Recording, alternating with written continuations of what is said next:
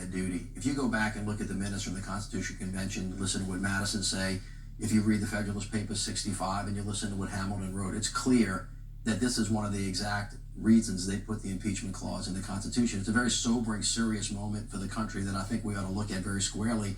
And simply, I think people just need to do their duty and let the chips fall where they may. Amanda, the president and his team are saying, hey, he has a responsibility to ferret out corruption wherever it may be. When asked by the reporter Eamon Javers, I think on Friday, about whether or not he could name another time that he called for such an investigation by a foreign leader into somebody who wasn't a political rival, well, listen to his response. Have you got foreign leaders for any corruption investigations that don't involve your political opponent?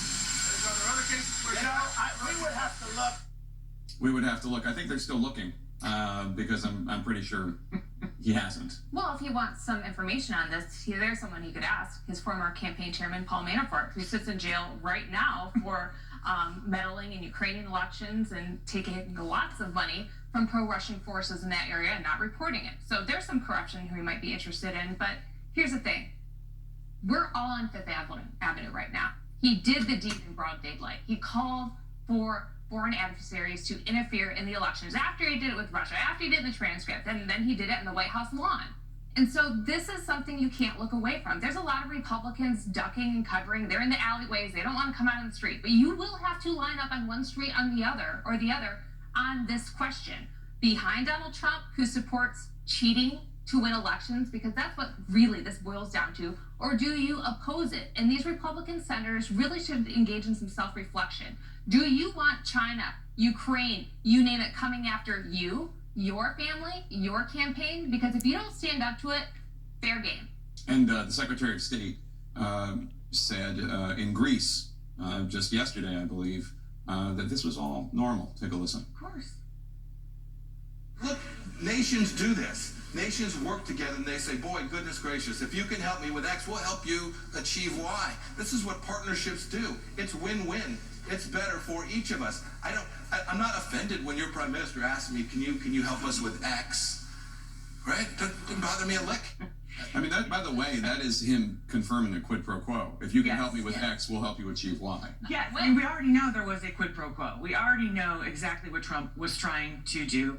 And, I keep thinking about that part of the Mueller report where Bob Mueller kept saying that a lot of the obstruction happened out in the open. I mean, so, of course, Trump said the other day, China, imagine if I said to my teacher, I cheated on my test, but I'm telling you that I cheated on my test, so it's okay, right? I mean, it's outrageous. And the fact that the Republicans are hiding in the background, as you point out, Amanda, it's shameful. And I have to say, we've talked a lot about, I think everybody assumes, Trump's going to get away with it and it's bad for the Democrats. I hope it's bad for the Republicans. Shame on you. And I say that, to my Democratic friends, we have to raise the temperature and make sure that we take out anybody who decides that they think it's okay to protect this president when he's willing to completely shred our Constitution. I just want to play sound from a different Republican Secretary of State. Here's a former Joint Chiefs Chairman, Colin Powell, talking about the state of the Republican Party with my colleague Fareed Zakaria. The Republican Party has got to get a grip on itself. Right now, Republican leaders and members of the Congress, both Senate and the House, are holding back because they're terrified of what will happen to any one of them if they speak out. Will they lose a primary?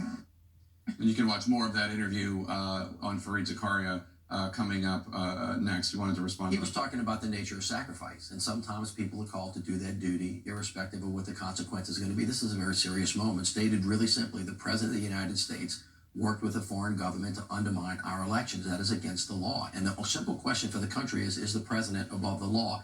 If our union's going to stand, the answer has to be no, nobody's above the law. Everyone stick around. We're going to keep talking about this. Pardon me. Coming up, Senator Bernie Sanders reveals that he suffered a heart attack this week. What are his next steps and the next steps of the presidential campaign? Stay with us.